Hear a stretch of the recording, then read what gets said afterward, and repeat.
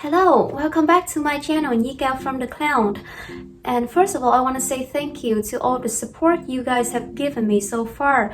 And my intention when I first started this channel was only to give voice to my long overdue thoughts. Things I should have spoken out when I needed to, but I wasn't ready. I never expected these stories would be of interest to a large audience, but you are here, and for that I'm really grateful.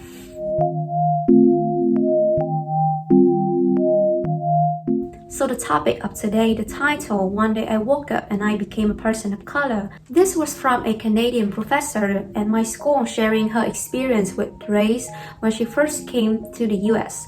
And indeed, having no direct exposure to the racial discourse, a number of foreigners and especially the international students who come from racially homogeneous country have to learn the hard way how to deal with this inevitable identity called POC, a person of color, which pokes holes in their self-esteem and also creates barriers among one another. From my perspective, the automatic and convenient way of categorizing anyone who is non-white or non-American as a person of color, POC, negatively disturbs that person's identity, which in my opinion should be a process of self-discovery and becoming rather than imposition. And coming to the US for the first time from Vietnam, the concept of race and the whole racial discourse was utterly unfamiliar to me, despite my learning about the US history and also the history of slavery. To put it another way, I've never been a minority until I came to the US. So this transition from being in the majority in my country and taking for granted all those benefits my whole life to being in the minority in the US really gave me more than just a cultural shock. I would say an identity crisis, because all of a sudden I was called a POC whether I wanted or not, an identity thrusted upon me that I have no idea how to deal with.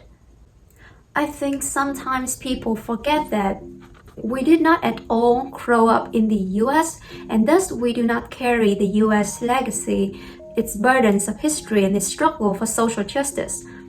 What I mean is that I didn't live my whole life having people constantly ask me where I was really from, or being teased about my skin color or my hair texture, or experience racial discrimination in the manner that communities of color in the US have had. And for that reason, what could come across as offensive to a BIPOC individual might just be a very welcoming thing to me. For example, I really enjoy the questions, where are you from? Because that's a good opportunity for me to introduce to people my country and my culture. Inevitably, international students can also find themselves tangled up in the problem of model minority that their POC friends often encounter. So the year 2017, my friend from Brazil, a theater major, she performed as a maid in a theater production, and some other students took offense and got angry on her behalf. In spite of their best intentions, her friends' overreacting concern really frustrated her and made her feel self-conscious of her skin color. In fact, causing a stir on her behalf as if she didn't know what to be offended by. Those students really took away her agency as an actress who had read the play, researched the role, and also auditioned with a very specific purpose. So this incident to me shed light on a very common misconception, that is, all people of color should share the same opinions on racial issues and that they should be offended by the same things. Doesn't make any sense, right? Also in other settings, such as in club meetings, group or staff meetings, POC and international students are expected to speak for their in-groups and their respective communities of colors rather than as individuals.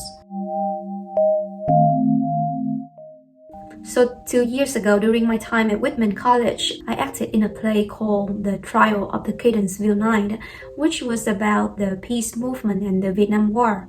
And oddly enough, no students in the production, apart from my professor and director of the play, ever asked me how I felt about this production as a Vietnamese, as if this huge part of my identity, my origin, was invisible. I know that my castmate didn't want to exclude me in any way, so there must be other reasons for this ignorance and also erasure.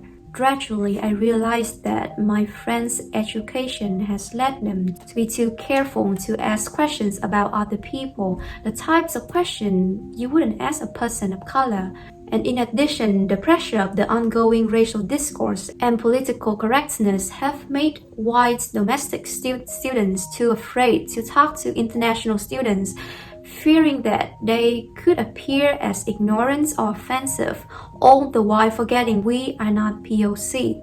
So coming to a country different from their own to study, international students look forward to cultural exchanges. However, in the absence of opportunities for sharing on a predominantly white campus, their national and cultural identities are disengaged and became dormant. This is why they feel compelled to fit in and cannot speak proudly of where they're from. And in the long run, their self-esteem is reduced as they think they cannot contribute to the community as much as they should. I was not even aware that I was being treated as a POC until my junior year. That means there was a lack of education on this topic, especially during orientation. I think during that time there should be more sessions and trainings to introduce the current racial discourse, the language of diversity and inclusion to international students, and how those concepts could be applicable or not applicable to them. I remember during my orientation in 2016, there was a session on teaching international students how to communicate to the US students, to the American students. So now I really wonder, did they ever learn about cross-cultural communication, how to communicate and interact with us international students? At the end of the day, I just wish that white kids knew that they could talk to me like a normal person, that I don't bite, that I would readily answer and expand upon the questions, where are you from? Furthermore, not just fellow students, but also professors and staff on campus could benefit from recognizing the differences in where we're coming from. I still remember the very first time I felt seen on the campus, like my origin recognized. And it was my major advisor, my professor in the French department, asking me about my hometown, Saigon, and also called Ho Chi Minh City. My eyes lit up and I could passionately share about my beloved hometown, where I've lived for more than 20 years before coming to the US. Or when at the end of the play mentioned above, I was invited to recite the Lord's Prayer in Vietnamese, my mother tongue. Those were the very few moments during my 4 years at Whitman that made me feel proud of presenting where I'm from. And I wish that there had been more opportunities, and even for the current international students. More in the context of the classroom, I had a Bhutanese friend who got a comment on her paper saying that she should have cited the idea from the writer Simone de Beauvoir. And she explained to him that actually in Bhutan, those ideas from Beauvoir were considered common sense that she presumed old women had already known. This kind of situation is beneficial to both the professor and the students to learn about cultural differences and expectations. It opens up their minds from the frameworks they are long used to.